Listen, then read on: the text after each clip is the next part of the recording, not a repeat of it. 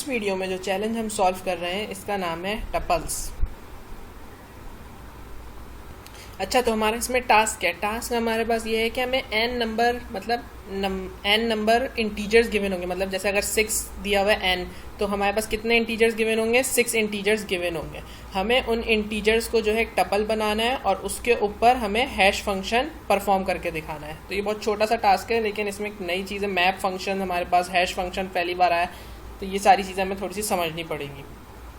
अच्छा, तो sample input में हमारे पास यहाँ पे गिवन है n मतलब ये जो है हमारे पास n है, इसका मतलब क्या है कि दो हमारे पास नंबर्स गिवन होंगे और वो दो नंबर्स क्या हैं? 1 और 2। अब यहाँ पे अगर 4 होता तो हमारे पास 4 स्पेस सेपरेटेड इंटीजर्स गिवन होते हैं, जो कि बेसिकली होते स्ट्रिंग्स है। अगर स्पेस सेपरेटेड हैं तो वो स्ट्रिंग्स होते हैं, तो हमें उसको भी इंटीजर में कन्वर्ट करना पड़ेगा। तो सबसे पहले हम एक ले लेते हैं इनपुट n।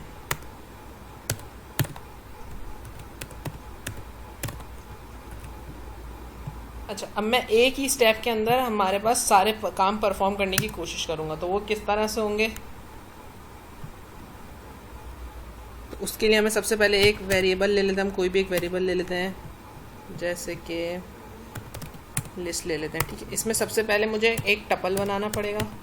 टपल के अंदर मुझे बनाना पड़ेगा मैप, और मैप के अंदर मैं कर रहा हूँ इंटीजर। इंटीजर के अंदर इनपुट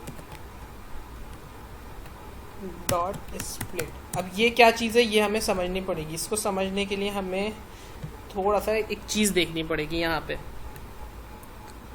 अच्छा, तो यहाँ पे सबसे पहले हमारे पास जो सबसे पहला काम परफॉर्म होगा इस स्टेटमेंट के अंदर, वो है ये इनपुट।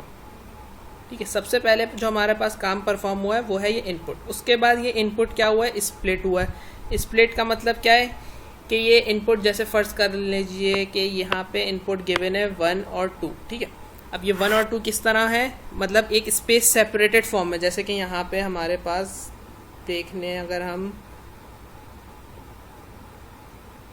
यहाँ पे हमारे पास 1 और 2 किस तरह स्पेस सेपरेटेड फॉर्म में, तो इसी तरह बिल्कुल यहाँ पे भी हमारे पास 1 और 2 स्पेस सेपरेटेड फॉर्म में। अब जब ये स्प्लिट हुआ है तो इसका मतलब है ये इस फॉर्म में आ चुका है,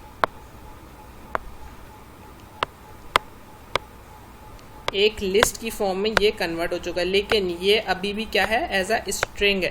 ठीक है, ये इनपुट क्या हुए हैं? एज अ स्ट्रिंग इनपुट हुआ है। ठीक है, इसको अभी हम फिलहाल हटा देते हैं। अच्छा, सबसे पहले हमारे पास जो स्टेप परफॉर्म हुआ इनपुट, इनपुट के बाद हमारे पास गया स्प्लिट। अच्छा, अब इस इनपुट और स्प्लिट होने के बाद क्या हो रहा है? इसके बाद हमने जो चीज़ यूज़ होगी हमारे पास वो है ये मैप फंक्शन। अच्छा, अब ये मैप फंक्शन क्या है? मैप फंक्शन का बेसिकली मतलब ये होता है कि जो भी अंदर चीज़ है उसके ऊपर एक परफॉर्म हम कर सकते हैं ऑपरेशन। मतलब एक हमारे पास लिस्ट हो सकती है, कोई भी चीज़ हो सकती है, और उसके हर एक एलिमेंट पे हम एक ही ऑपरेशन परफॉर्म कर सकते हैं। जैसे कि हमारे पास यहाँ पे क्या है? एक लिस्ट है। ठीक है, यहाँ पे हमारे पास एक लिस्ट है। ठीक है, यहाँ पे हमारे पास एक लिस्ट है। ठीक है, उसके बाद हमने उसको क्या करना है? उसको इंटीजर में कन्वर्ट करना है। तो ये मैप फंक्शन हमारा हर उसकी वैल्यू को क्या करेगा? इंटीजर में कन्वर्ट करेगा। इस लिस्ट में सारी वैल्यूज़ क्या है? एज अ स्ट्रिंग है। अब वो सारे स्ट्रिंग किस में कन्वर्ट होंगे? इंटीजर की फॉर्म में कन्वर्ट होंगे। ठीक है, ये हो गया हमारा दूसरा स्टेप। अच्छा, लास्ट स्टेप हमारे पास है टपल। अब ये जितना भी काम है ये किस फॉर्म में हो रहा है? इस फॉर्म में हो रहा है, या फिर हमारे पास लिस्ट की फॉर्म में हो रहा है।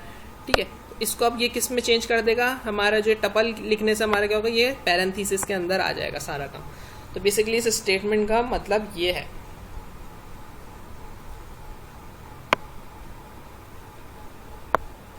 तो हम आ जाते हैं अपने वापस कोड के, कि हमने ये चीज़ समझ ली है कि यहाँ पे बेसिकली हो क्या रहा है। अब हमें क्या करना है? फाइनली हमें सिर्फ हैश फंक्शन लगाना है। हैश फंक्शन किस तरह लगेगा? सिर्फ लिखना है हमें हैश, और हैश हमें परफॉर्म करना है इस लिस्ट के ऊपर।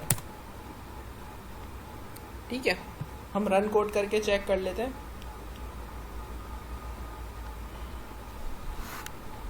सैम्पल टेस्ट केस हमारे पास हो चुके हैं। सबमिट कोड करके चेक करते हैं। सिर्फ 2 ही टेस्ट केस थे, दोनों हमारे पास हो चुके हैं। तो ये थी हमारी हैकर रैंक की आज की वीडियो। अगली वीडियो में हम एक और नया चैलेंज सॉल्व करेंगे।